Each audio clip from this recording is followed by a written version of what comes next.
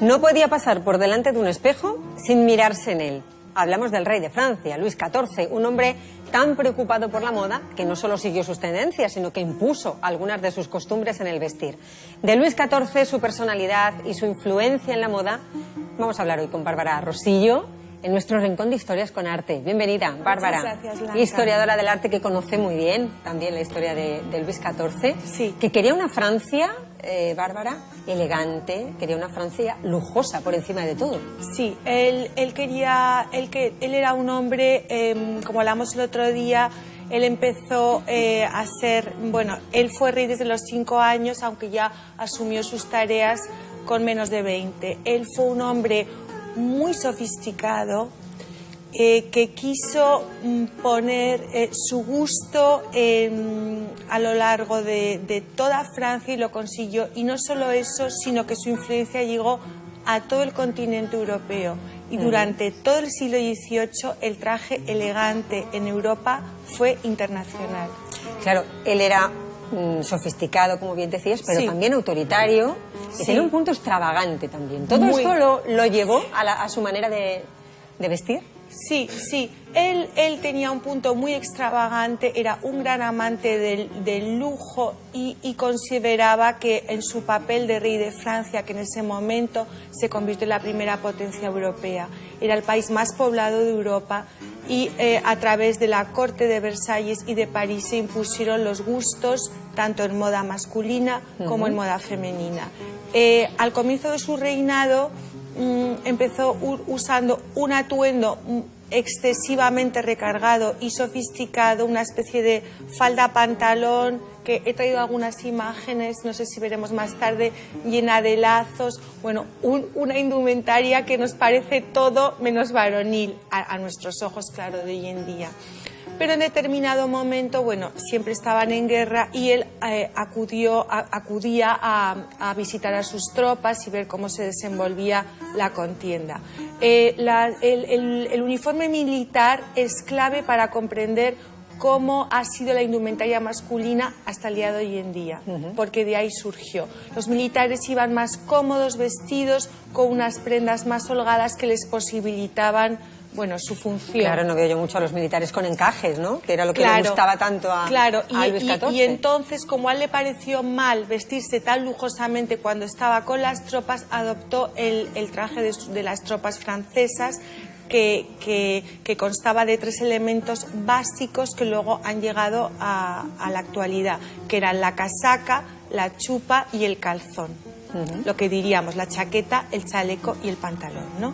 Entonces él, como le pareció mal, es lo que te digo, vestirse tan lujosamente con respecto a sus oficiales, adoptó este traje que luego llevó a la corte. Y entonces ya este fue el traje que usaron los europeos desde finales del siglo XVII hasta el siglo XVIII. Y en España durante todo el siglo XVIII, cuando vino a reinar su nieto Felipe V.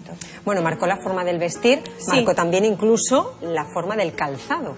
Tiene mucho que ver Luis XIV con la historia del calzado. Mucho. Fue el primer rey que utilizó tacones. Sí, hay una historia muy graciosa cuando, Luis XIV se casó con su prima hermana, la infanta María Teresa de Austria, por tanto española, eran primos hermanos y se casaron en 1660 en San Juan de Luz, que es un pequeño pueblo al sur de Francia, muy cerca de España.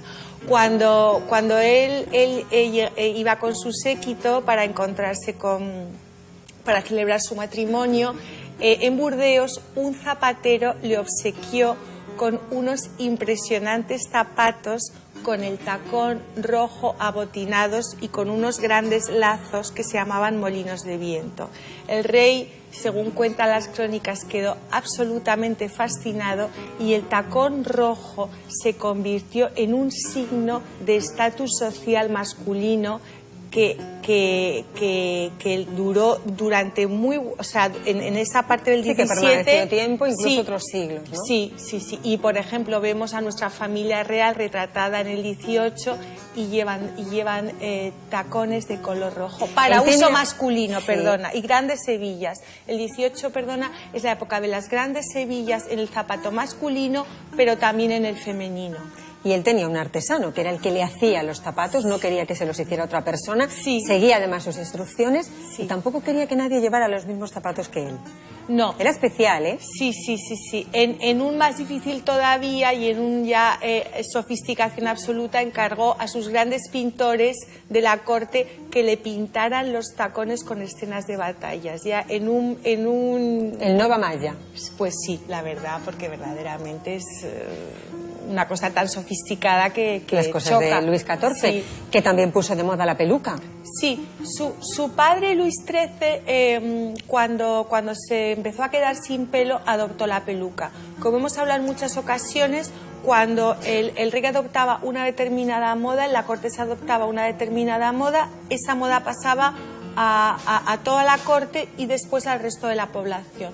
Entonces Luis XIV, que era un hombre, debemos decir, apuesto, era un hombre con un físico bastante atractivo y unas muy bonitas piernas, pues de las que se sentía muy orgulloso, pues también a los 30 y tantos años empezó a perder el pelo y adoptó la peluca. La peluca, las grandes pelucas que, como bueno podemos ver en esta imagen, su nieto Felipe V, como su primer retrato como rey de España, pues las pelucas en un primer momento se hacían con pelo natural, que también se compraba, y luego pelo por ejemplo, de cabra, y entonces eran estructuras muy pesadas y muy complejas que debían tener, lo que hemos hablado a veces, un gremio que Pero es que además eran muy largas, quiero decir, que se llevaba, eran larguísimas. se llevaba como mucha cantidad de pelo, con esos ondulados, sí, aquí, y casi por hasta ejemplo, mitad de la espalda. Sí. Sí, se asemejaban a melenas de leones, como tener la Claro. fuerza en el pelo. La fuerza del poder, ¿no? Era el simbolismo. Sí, y entonces, pues lo que ya en el siglo XVII las pelucas se llevaban de color natural, pero a partir de principios del XVIII comenzaron a ser... Mira, aquí tenemos a Luis XIV, joven, con corbata. Debían pesar, ¿eh?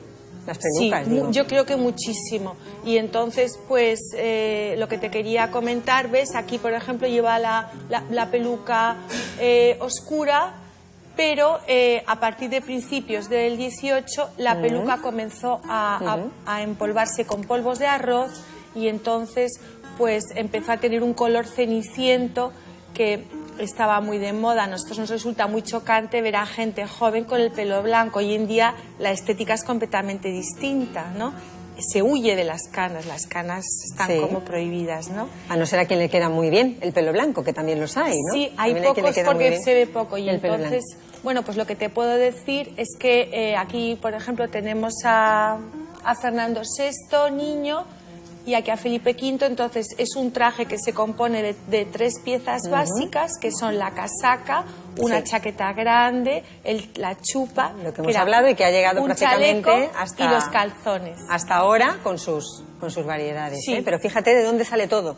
De Luis XIV. Las pelucas Bueno. y los zapatos con tacón. Claro, la semana que viene hablaremos del vestido femenino, Sí. en la corte de Luis XIV, que Sí. también tuvo mucha influencia. Por cierto, que este domingo, 14 de junio, Bárbara va a ofrecer una conferencia en el Museo de Bellas Artes de Sevilla. Mirar un cuadro, Sí, en el Es el ciclo ciclo, Mirar ¿no? un cuadro. de lo que hemos hablado aquí también, ¿eh? Sí. En Más que Noticias, también con Sí. Bárbara hemos aprendido a mirar un cuadro. Que vaya muy bien, seguro que es Muchísimas muy interesante. gracias. A todos los que se puedan acercar, pues ya saben dónde la van a encontrar. Gracias, Blanca. Gracias, Bárbara. A ti. Y en tu blog también, Arte y Demás Historias.